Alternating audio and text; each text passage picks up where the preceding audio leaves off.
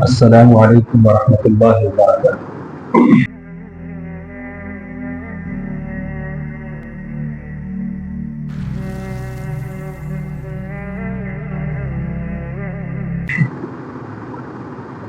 بسم اللہ والحمد للہ والصلاة والسلام علی رسول اللہ وعلی آلہ وصحابہ ومن والاه ومن اهتدى بهداه وبعد۔ اعوذ باللہ من الشیطان الرجیم، بسم اللہ الرحمن الرحیم۔ الحمد للہ الذی انزل علی عبدہ الکتاب ولم یجعل لہ عوجا۔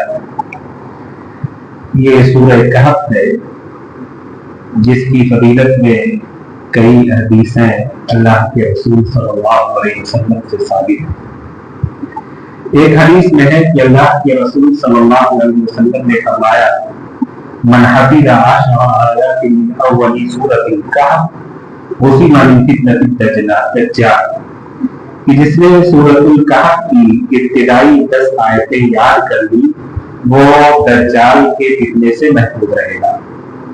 مسلم کی اس حدیث میں اس سورت کی آخری 10 آیات کی بھی یہی فضیلت بیان ہوئی، آخری اور ابتدائی دونوں ہی آیتوں کی۔ اس سورت کے پڑھنے سے گھر میں سکینت اور برکت کا بھی نزول ہوتا ہے، جیسا کہ برا بن عازب رضی اللہ تعالیٰ عنہ بیان فرماتے ہیں کہ ایک شخص سورہ کہف کی تلاوت کر رہا تھا، اس کے قریب میں اس کا گھوڑا رسیوں سے باندھا ہوا تھا۔ تلاوت کے دوران آسمان سے بادل کا ایک ٹکڑا آیا اور وہ دھیرے دھیرے قاری کے صحابی جو تھے پڑھ رہے تھے ان کے قریب ہوتا گیا، جس کی وجہ سے ان کا گھوڑا بھٹکنے لگا۔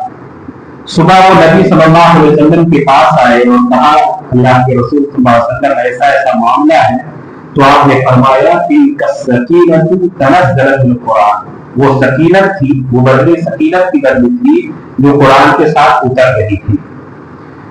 یہ بخاری کی روایت ہے۔ اسی طرح سے ابو سعید خدری رضی اللہ تعالیٰ عنہ سے نبی روایت ہے کہ نبی صلی اللہ علیہ وسلم نے فرمایا، ان من قرأ سورۃ الکہف یوم الجمعۃ اضاء له من النور ما بین الجمعتین، کہ جو شخص جمعہ کے دن سورہ کہف کی تلاوت کرتا ہے اس کے لیے دونوں جمعوں کے درمیان نور قائم کر دیا جاتا ہے، نور اس کے لیے روشن رہتا ہے۔ صحیح مسلم کی ایک طویل روایت کے آخر میں ہے کہ اللہ کے رسول صلی اللہ علیہ وسلم نے فرمایا، فمن ادرکہ منکم، تم میں سے جو شخص دجال کا زمانہ پائے گا اس کو چاہیے فلیقرأ علیہ فواتح سورۃ الکہف، کہ وہ دجال کے مقابلے کے لیے سورہ کہف کی ابتدائی آیات پڑھے۔ یہ اور بھی جیسی کئی احادیث ہیں جس میں سورہ کہف کی فضیلت آئی ہے۔ سورہ کہف 4 قصوں 4 واقعات پر مشتمل ہے۔ ان چاروں قصوں میں سے پہلا واقعہ اور پہلا قصہ غار والوں کا، جس کے کہف کا معنی غار اور کھو ہوتا ہے، تو سب سے پہلا قصہ غار والوں ہی کا ہے اور آخری قصہ ذوالقرنین کا ہے۔ پہلا قصہ رہنمائی کرتا ہے کہ اضطراب، کمزوری اور مغلوبیت کی حالت میں ایک مومن کا رویہ اور سلوک کیا ہونا چاہیے، جبکہ دوسرا قصہ یہ بتلاتا ہے کہ غلبہ ملے، قوت ملے، آدمی حکمراں ہو جائے، صاحب اقتدار ہو جائے تو پھر اس کا رویہ اپنے ماتحتوں کے ساتھ کیا ہونا چاہیے۔ گویا کہ یہ صورت امت کی غلبہ کی حالت اور مغلوبیت کی حالت، دونوں حالتوں میں امت کے افراد کا کیا رویہ ہونا چاہیے، کیا کردار ہونا چاہیے، کیا سلوک ہونا چاہیے، اس کی تربیت کرتی ہے اور اس پہلو کو اجاگر کرتی ہے۔ غار والوں کے قصے کے بعد جو دوسرا قصہ اس صورت میں ہے وہ 2 باپ کے مالک کا قصہ ہے۔ تیسرا قصہ حضرت موسیٰ اور خضر علیہ السلام کا قصہ ہے اور چوتھا قصہ ذوالقرنین کا۔ یہ 4 قصے ہیں۔ سب سے پہلے قصے میں اصل میں دین و ایمان کے سلسلے میں پیش آنے والے فتنے اور آزمائش کا ذکر ہے۔ اس میں یہ ذکر ہے کہ ایک ظالم بادشاہ تھا جس کے زمانے میں کچھ نوجوانوں نے دین حق قبول کر لیا۔ اس بادشاہ کا معاملہ یہ تھا کہ وہ غیر اللہ کی پوجا پر سب کو مجبور کرتا تھا۔ ان نوجوانوں نے نہ صرف بادشاہ کے سامنے حق کا اعلان کیا، غیر اللہ کی پرستش سے انکار کیا، بلکہ حق پر ڈٹ گئے، اور جب ان کو اپنی جان کا خطرہ لاحق ہوا تو ان لوگوں نے اللہ سے مدد چاہی اور ایک غار میں پناہ لے لی۔ اسی کا ذکر ہے کہ اول فتنۃ الی الکہف فقالوا ربنا آتنا من لدنک رحمۃ وہیئ لنا من امرنا رشدا، कि उन चंद नौजवानों ने गार में जो पनाहगीर हो गए और उन्होंने कहा, ऐ परवरदिगार, हमको अपनी रहमत खास से नवाज और हमारा मामला दुरुस्त कर दे। अल्लाह ताला ने उनको पनाह दी एक लंबे अरसे तक, जिसको कुरान में 309 साल बतलाया है। 309 साल ये नौजवान उस गार में नींद की हालत में पड़े रहे। उसके बाद अल्लाह ने जब चाहा तो इनको बेदार किया। ये उठे तो दुनिया बदल चुकी थी, शहर बदल चुका था, शहर के लोग बदल चुके थे। जहां शिर्क और बुतपरस्ती का दौर था, वहां ईमान और तौहीद का चर्चा हो रहा था। और इस तरह से इनको जो है उस बादशाह से नजात मिल चुकी थी। फिर ये लोग बाजार में खरीदने के लिए गए, जो 300 साल पुराना सिक्का लेकर के जब बाजार पहुंचे तो बाजार वालों ने इनको पकड़ लिया और उस वक्त इनकी ओर खुलवाई कि ये फला लोग हैं। लेकिन हुकूमत बदल चुकी थी। जब लोग इनके साथ गए और फिर रात में पहुंचे तो दोबारा ये बात जब गए सोए तो फिर हमेशा के लिए सो गए। तो ये अल्लाह का एक मौजूदा था कि अल्लाह ताला अपने नेक और सालेह बंदों की सैकड़ों साल भी हिफाजत कर सकता है। इस वाक़ये से ये नसीहत मिलती है कि इंसान अपने दीन और ईमान के बारे में फितने और आजमाइश में डाला जा सकता है। ऐसे मौके पर इंसान अगर मगलूब भी है, कमजोर भी है, फिर भी उसको अपने ईमान की हिफाजत करनी है। ईमान से हाथ नहीं धोना है।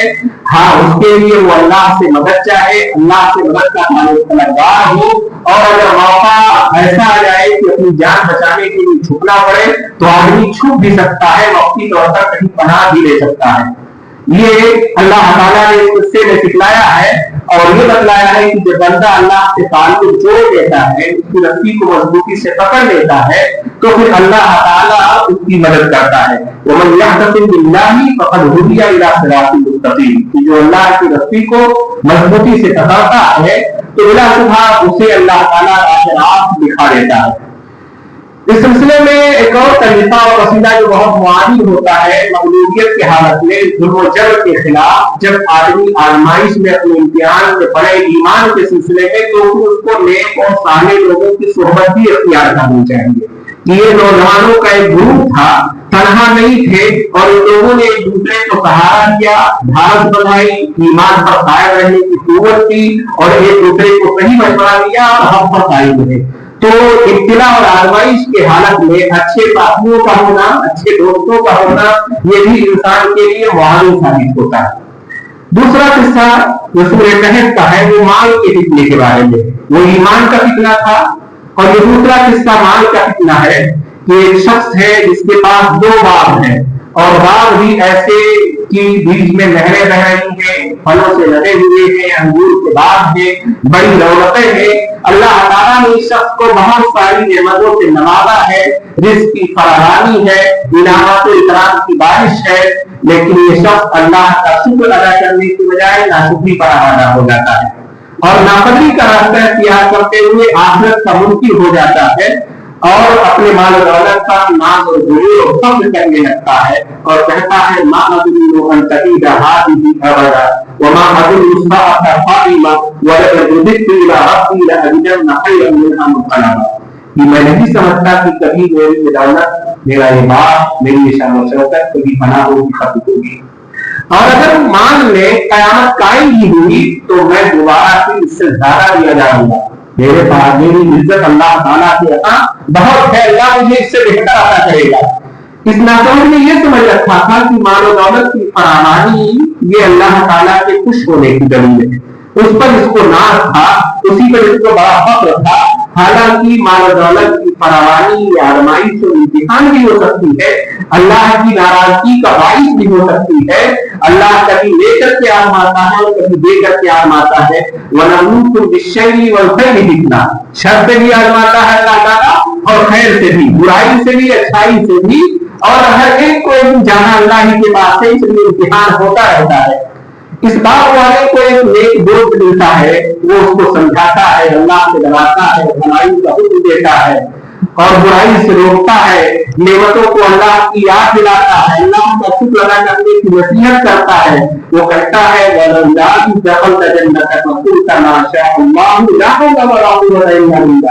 तुम जो अपने बाग में दाखिल हुए तो उनको माशा अल्लाह कहना चाहिए, ला हौला वला कुव्वता इल्ला बिल्लाह कहना चाहिए। लेकिन तुमने तो नाशुक्री की, जिस पर ये बंदा जवाब देता है अना अक्सरुका मालन व अअज़्ज़ु लका, मैं तुमसे ज्यादा मालदार हूँ, मेरे पास नकली कुव्वत भी तुमसे ज्यादा है, तो मुझे नसीहत ना करो। माल दौलत के इस फक्र मुबाहात इबादत में अल्लाह ताला एक दिन उसके सारे बाप को तहस नहस और बर्बाद करके रख देता है, और उसके फक्र की सजा ये देता है कि वो फकीर हो जाता है, रोड पर आ जाता है, और फिर कभी अफसोस मरता है, लेकिन कोई फायदा नहीं होता।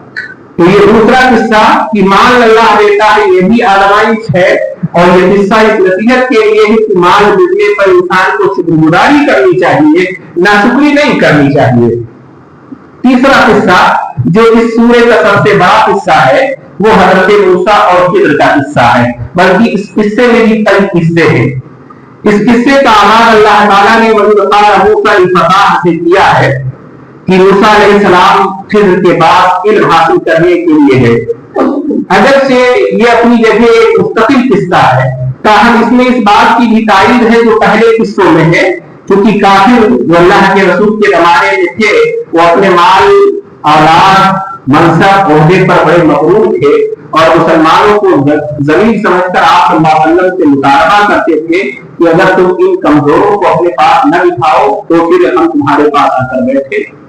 इस पर अल्लाह ताला ने दो भाइयों का वो किस्सा बयान किया। इसी दिन में अल्लाह ताला ने इब्लीस और आदम का किस्सा बयान किया। इब्लीस भी गुरूर की वजह से तबाह हुआ और नादान हुआ, और अब आखिर में खिद्र और मूसा का किस्सा बयान किया अल्लाह ताला ने कि देखो मूसा अलैहिस्सलाम जैसे जलीलुल कद्र उलुल अज़्म पैगंबर, इतने ज्यादा इल्म, फज़ल और अमल के बावजूद खिद्र अलैहिस्सलाम से इस इल्म को हासिल करने के लिए बड़ी ही आजिज़ी, तवाज़ु और इंकिसारी इख्तियार करते हैं, और उनके पीछे पीछे चलते हैं, उनकी सारी शर्तें मानते हैं, जो वो कहते हैं वो करने के लिए तैयार होते हैं। हालांकि हजरत मूसा का जो मकाम है वो हजरत खिद्र का मकाम नहीं है, फिर भी तवाज़ु है उनके अंदर, और इस तवाज़ु की वजह से हजरत मूसा को अल्लाह ताला ने ये मकाम अता किया है। इस वाक़या की तफसील कुरान में कम है। हजरत उबई बिन काब से इमाम बुखारी ने जो रिवायत नक़ल की है उसमें ये किस्सा मज़ीद तफसीलात के साथ आया हुआ है। वो बयान करते हैं कि अल्लाह के रसूल सल्लल्लाहु अलैहि वसल्लम ने फरमाया कि मूसा अलैहिस्सलाम एक दिन बनी इसराइल के दरमियान खुतबा देने के लिए खड़े हो गए। तो खुतबा दे रहे थे, इसी दौरान एक शख्स ने पूछा, ये मूसा ये बताइए कि इस वक्त दुनिया में सबसे ज्यादा इल्म वाला कौन है? हजरत मूसा ने कहा अना, मैं। अल्लाह ताला को यही बात नापसंद आ गई कि तुमको कहना चाहिए वल्लाहु आलम, अल्लाह बेहतर जानता है। बस ये अना की बात जो है अल्लाह ताला को नागवार गुजरी, और अल्लाह ताला ने उनकी तरफ वही की कि मेरा एक बंदा जो दो दरियाओं के मिलने की जगह पर है वो तुमसे ज्यादा आली है। मूसा अलैहिस्सलाम बहरहाल पैगंबर थे, फौरन उन्होंने आज़ती इख्तियार कर ली, फौरन उन्होंने तवाज़ु इख्तियार कर लिया और अर्ज़ किया है मेरे रब कि मेरी उससे मुलाकात कैसे हो सकती है।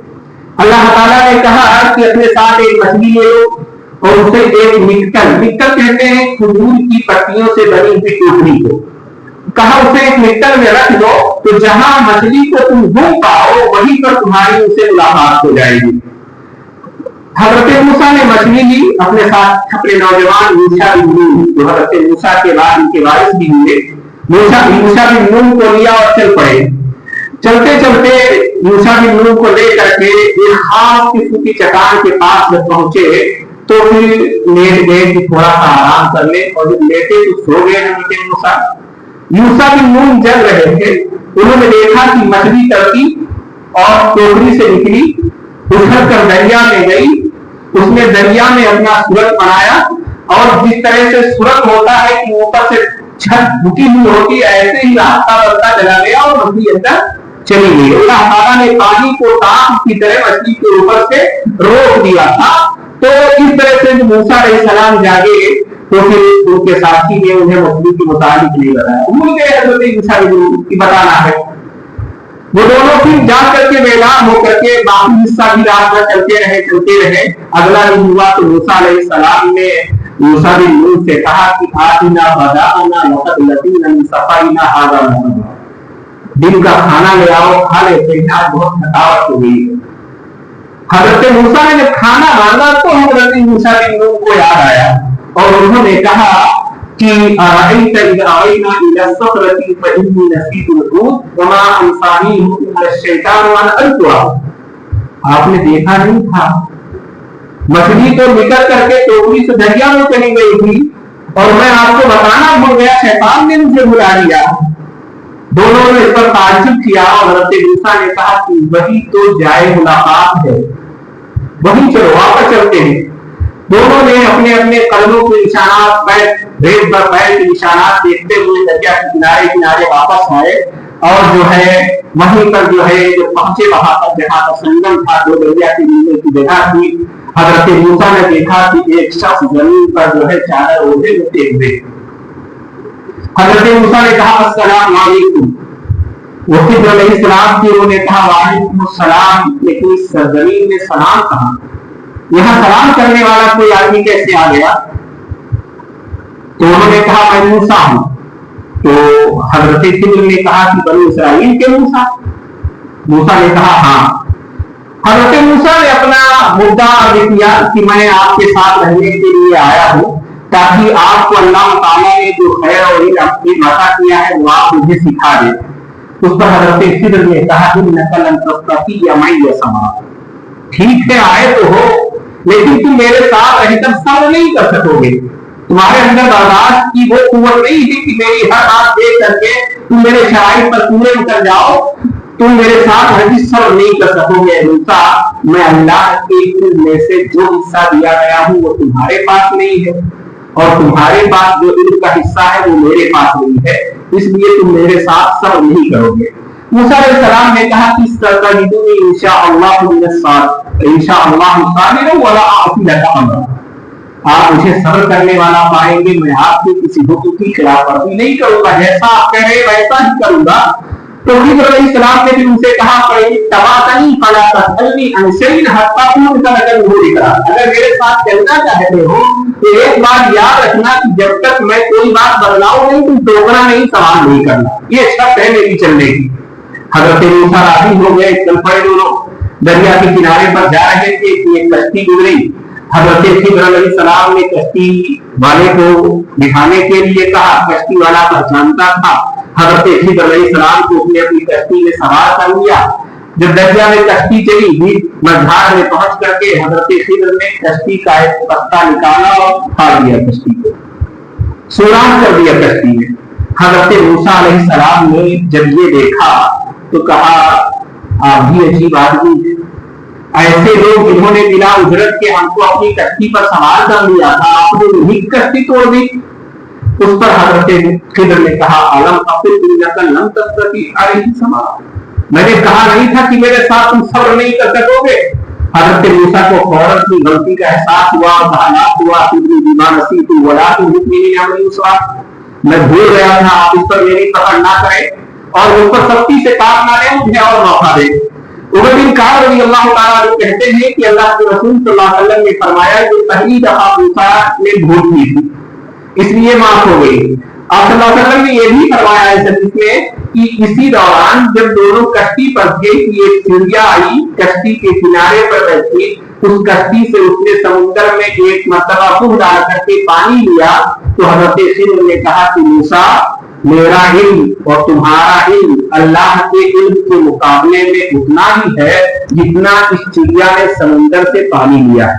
समुद्र से एक कतरा पानी लेने से जिस तरह से समुद्र का पानी कम नहीं होता, ऐसे ही मामला हमारे और तुम्हारे इल्म का है कि अल्लाह का इल्म बेपनाह है, समुद्र की सतह है उसकी, और हमारा और तुम्हारा इल्म मिल करके भी एक कतरा से ज्यादा की हैसियत नहीं रखता है।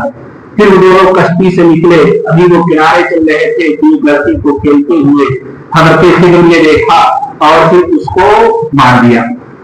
हजरत मूसा से फिरना बर्दाश्त हो सका, उन्होंने कहा आपने तो नाहक एक शख्स की जान ले ली, आपने तो बहुत बुरा काम किया। फिर हजरत खिज़र ने कहा कि मैंने तुमसे कहा था कि सब्र नहीं कर सकोगे। हजरत मूसा ने कहा कि एक मौका और दे दीजिए, आखिरी बार। फिर चले हजरत मूसा अलैहिस्सलाम और खिज़र अलैहिस्सलाम एक बस्ती में पहुंचे। बस्ती वालों से मेहमान नवाजी के लिए कहा, वो मेहमानी के लिए तैयार नहीं हुए, किसी ने खाना नहीं खिलाया, तैयार ही नहीं हुआ। गुजर रहे से बस्ती से एक दीवार झुकी हुई थी जो गिरने जा रही थी। हजरत खिज़र ने हाथ लगा करके गिरती हुई दीवार को सीधा कर दिया। उसे नहीं रुकी थी, गिरने वाली थी, सीधा कर दिया। हजरत मूसा ने कहा कि अगर आप चाहते कि बस्ती वालों ने ना हमारी मेहमानी की थी, ना खाना खिलाया था, हम उनसे खाना ही मांग लेते इसके बदले में। आपने बगैर उजरत लिए उनकी दीवार सीधी कर दी, आपने ऐसा किया। हजरत खिज़र ने कहा कि हाँ पूरा को बैली, हमारा और तुम्हारा मुआहदा यही से था, अब तुम अलग जाओ और हम अलग चलते हैं। और उसके बाद कुरान मजीद में उसकी वजाहत आई है कि हजरत मूसा को हजरत खिज़र ने जो ये काम किए थे उसकी सबब बताई और बतलाया कि हमने क्यों ये काम किया। कहा हम तो सही रहती, कहा जाओ अब हम तुमको अपने साथ नहीं ले सकते, लेकिन हमने जो कुछ किया है उसकी इल्लत, उसकी ताबीर, उसका मकसद तुमको बताए दे रहे हैं। कहा हम सही रहते। रही बात कश्ती की जिसको मैंने फाड़ दिया था, वो मिस्कीन लोगों की थी, गरीब लोगों की थी, और ये समुद्र में मछुआरे थे, मेहनत करके कुछ खाने के लिए इकट्ठा करते हैं और उनकी रोटी का सहारा यही कश्ती थी। आगे एक जालिम और जालिम बादशाह है, वो अच्छी कश्तियां हड़प लेता है, इसलिए मैंने उसको ऐबदार बना दिया है ताकि उनकी कश्ती महफूज रहे। तुमको जाहिर का इल्म था, तुमने तोड़ दिया, लेकिन असली मेरे पास था, इसलिए मैंने ये किया। फिर आगे कहा कि वह अमर गुलाम रहा वो बच्चा जिसको मैंने मारा, उसकी वजह यह है कि उस बच्चे के माँ बाप बड़े पक्के लोग हैं और मुझे डर हुआ कि ये बच्चा इतना सरकश है कि कहीं अपने माँ बाप को भी ये सरकशी और कुफ्र पर न डाल दे। इसकी मोहब्बत में पड़ करके इसके माँ बाप सरकशी और कुफ्र पर आमादा ना हो, इसलिए मैंने इस बच्चे को कत्ल कर दिया और अल्लाह ताला इसके बदले में इसके माँ बाप को अच्छा बच्चा देगा। रही बात उस दीवार की, तो ये जो यतीम बच्चों की दीवार थी, इन यतीम बच्चों के बाप ने इसके नीचे खजाना रख रखा है। बच्चे भी छोटे हैं, दीवार गिर जाएगी तो गांव के लोग खजाना लूट लेंगे। अब मैंने दीवार सीधी कर दी है, बच्चे जब बड़े होंगे तो फिर ये अपना खजाना खुद निकाल लेंगे। और ये मैंने खुद से नहीं किया है, ये सब अल्लाह के हुक्म से किया है। इससे उलमा ने यह भी इस्तेदलाल किया कि अगर वालिदैन नेक और सालेह हो तो बच्चे जाए नहीं होते। वालिदैन नेक हो, मर जाए ना दुनिया में, तो अल्लाह हिफाजत का कोई ना कोई सामान करता है, कहीं ना कहीं से जरिया और सबब बनाता है। ख्वाह उनके रिश्तेदारों को बनाए, घरों को बनाए या किसी को बनाए, अल्लाह ताला सबब बना देता है। आखिरी किस्सा ये किस्सा था कि तकब्बुर नहीं करना चाहिए, गुरूर जो है ये नहीं करना चाहिए। आदमी अब जाहिर सी बात है हजरत मूसा उलुल अज़्म पैगंबरों में से, लेकिन हजरत खिज़र का मामला उनसे बिल्कुल कोई तकाबुल और मुकाबला ही नहीं है। लेकिन जब इल्म लेना हुआ तो छोटे शख्स से भी लेने में वो हिचकिचाहट नहीं महसूस की। उनसे मकाम में, मर्तबे में, फज़ल में हजरत खिज़र बहुत छोटे थे, लेकिन इस इल्म के मैदान में जिस इल्म का ताल्लुक हजरत खिज़र के पास था उसको हजरत मूसा को इल्म नहीं था, इसलिए उसमें कोई हिचकिचाहट, कोई हिचक नहीं और तवाज़ुन के साथ उस इल्म को हासिल किया है। तो इस किस्से में इल्म के फितने का जिक्र है कि इंसान को इल्म की दौलत मिले और तो उसको फितने में मुब्तला नहीं होना चाहिए, उसको भी तवाज़ुन और इंकिसारी से जहां से हक मिल जाए, जहां से इल्म मिल जाए, जो कुछ मेरे पास है यही आखिरी इल्म है, ऐसा नहीं होना चाहिए। मैं जानता हो सकता है कि मुझसे कई इल्म वाला किसी मसले में मुझसे ज्यादा नहीं रखता, अगर वो मुझे बताता है मुझे शाहे सब्र के साथ कबूल कर लेना चाहिए। ऐसा नहीं है मैं आलिम हूं तो एक गैर आलिम मुझसे ज्यादा कोई मसला जान सकता है, और अगर वो बताता है तो भी मुझे मान लेना चाहिए, यही तवाज़ुन है आलिम की। और अगर आलिम अगर नहीं मानता है और जाता है तो फिर ये तकब्बुर है, और इस तकब्बुर की सजा कभी कभी अल्लाह ताला इस दुनिया में ही दे देता है। तो आलिम को कभी मुतकब्बिर नहीं होना चाहिए। इसमें चौथा जो किस्सा है वो बादशाहत और सल्तनत, हुकूमत और इख्तिदार और जागो मनसब में फितने का है। इस सिलसिले में अल्लाह ताला ने हज़रत ज़ुल्क़रनैन का जिक्र किया है कि जिनके पास मशरिक से लेकर के मगरिब तक की हुक्मरानी थी, असबाब और वसाइल की फरावानी थी, मगर इस बंदे ने जमीन पर फसाद के बजाय इस्लाह का काम किया, गुरूर और तकब्बुर के बजाय तबादुल और खाकसारी का रास्ता इख्तियार किया, जालिमों का खलासमा किया, शरपतंदों को मिटाया। इनसे शिकायत की गई कि याजूज व माजूज हमारे इलाके में आकर फसाद फैला रहे हैं, इसलिए आप हमारे उनके दरमियान एक बंद तामीर कर दीजिए, एक डेम बना दीजिए, इतनी ऊंची दीवार खड़ी कर दीजिए कि वो उसको क्रॉस करके हमारे पास ना आए, और हम इसको आपकी मजदूरी भी देंगे। हजरत जुल्करनैन ने उनकी पेशकश मजदूरी की ठुकरा दी और कहा,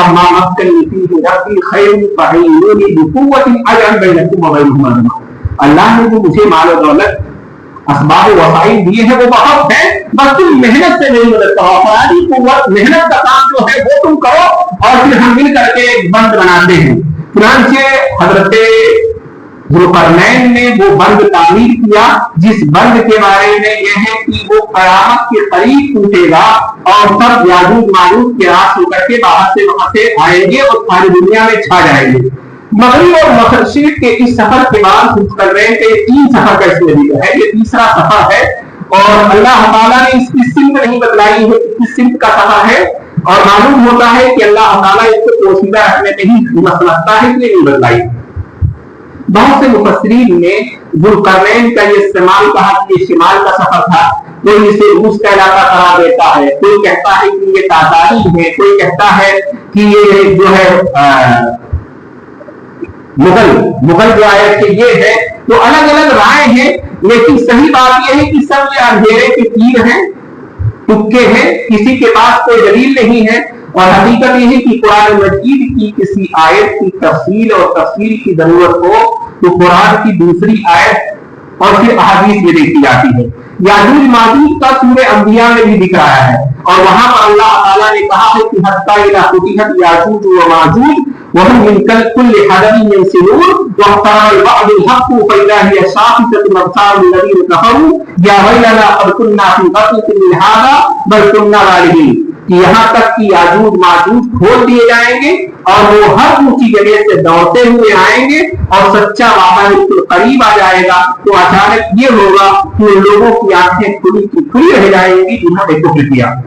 सूरह कहफ और सूरह अंबिया की आयत को अगर मिलाए तो ये मालूम होता है कि इस दीवार के जमीन के बराबर होने और याजूज माजूज के मौजे मारते हुए निकलने का वक्त ये नफ़्ते सूर और क़यामत के बिल्कुल करीब होगा, और इसकी तफसील और तशरीह सही मुस्लिम की उस रिवायत से भी होती है जो बड़ी लंबी रिवायत है, जिसमें दज्जाल का तज़किरा है। कल उसकी बात मैंने उसी हदीस के हवाले से जिक्र की थी, उसमें है कि रसूलुल्लाह सल्लल्लाहु अलैहि वसल्लम ने बयान किया, हज़रत नवास बिन समान से मरवी लंबी हदीस है कि दज्जाल के निकलने, फितनों फसाद फैलाने, फिर मसीह अलैहिस्सलाम के नाज़िल होकर उसे कत्ल करने, जैसा कि कल मैंने जिक्र किया था कि दमिश्क में हजरत ईसा का नुज़ूल होगा और मकाम लुज़ में इसराइल में जाकर के दज्जाल को वो कत्ल करेंगे।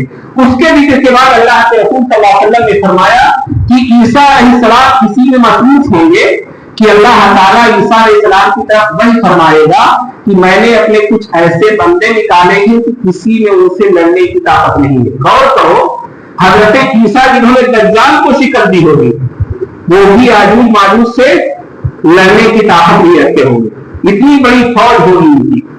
तो इस तरह से जब अल्लाह ताला उसे कहेगा कि अल्लाह ताला उसे कहेगा कि इसलिए मेरे बंदों को तूर पर लेकर के चले जाओ और उसको महफूज कर लो। यही एक रास्ता है कि तूर पर जाओ, वहां ये नहीं पहुंचेंगे और वहीं तक छुप जाओ अपने साथियों को लेकर के।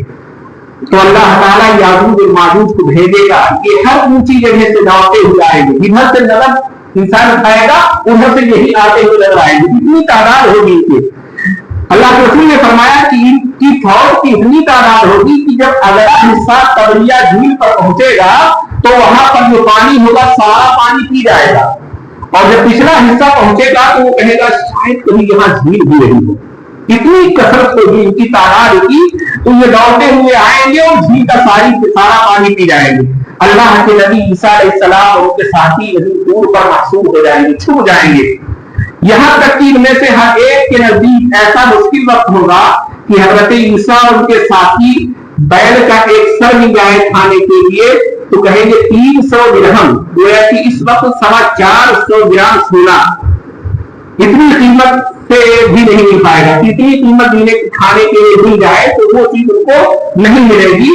تو یہ پھر عیسیٰ علیہ السلام کے ساتھ ہی اللہ تعالیٰ سے دعا کریں گے، مقابلہ نہیں کریں گے کیونکہ مقابلہ کرنے کی طاقت نہیں ہوگی. دعا کریں گے اللہ تعالیٰ سے تو اللہ تعالیٰ یاجوج ماجوج کی گردنوں میں کیڑے ڈال دے گا، ایک بیماری ڈال دے گا کیڑے کی شکل میں، اور وہ سب ایک شخص کی موت کی طرح ہلاک ہو جائیں گے. یعنی ایک وبا پھیلے گی، اس وبا سے بیک وقت سب مر جائیں گے.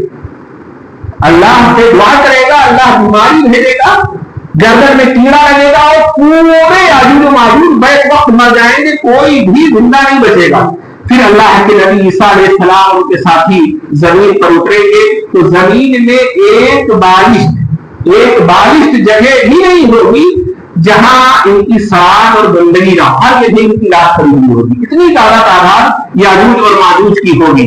تو اللہ تعالیٰ کی بھوکتی اونٹوں کی جو لمبی لمبی گردنیں ہوتی ہیں اس کے مانند ایک پرندے بھیجے گا، اور یہ پرندے ان کی لاشوں کو اٹھا کر کے ایک مخصوص جگہ میں جا کر کے ڈال دیں گے. اللہ تعالیٰ ہی سب انتظام کرے. تو اللہ تعالیٰ ان کو بھیجے گا اور یہ اللہ تعالیٰ ایسی بارش برسائے گا جس سے زمین بالکل دھل جائے گی. کوئی مکان کوئی خیمہ ایسا نہیں بچے گا، سب دھل کر کے صاف ہو جائے گا اور زمین بالکل صاف ہو جائے گی، یہاں تک کہ آئینے کی طرح چمکنے لگے گی. پھر زمین کو حکم ہوگا کہ اپنے پھل اگا، اپنی برکت واپس لا، تو وہ اپنے پھل اگائے گی، برکت واپس لائے گی. ان دنوں ایک جماعت کی ایک انار کے کچھ حصے میں پیٹ بھر کر کھا لے گی. انار اتنے بڑے پیدا ہوں گے کہ جماعت اس کے سائے کے نیچے سایہ حاصل کرے گی. ایک گائے گھنٹنی کا دودھ کئی قبیلوں کے لیے کافی ہوگا. ایک گائے اتنا دودھ دے گی کہ کئی خاندان کھا لے. ایک بکری اتنا دودھ دے گی کہ پورا خاندان حیران ہوگا. جو برکت ہوگی، جو دعا ہوگی، اس کی وجہ سے ایسا ہوگا. اور اس حال میں ہوں گے کہ ایک ہوا چلے گی، پاکیزہ ہوا، اور اس پاکیزہ ہوا سے تمام مومن مر جائیں گے. صرف کفار و مشرکین زندہ رہیں گے، اور وہ جنسی اعتبار سے اتنے خراب ہوں گے کہ گدھوں اور گھوڑوں کی طرح ایک دوسرے سے جنسی ملاپ کریں گے.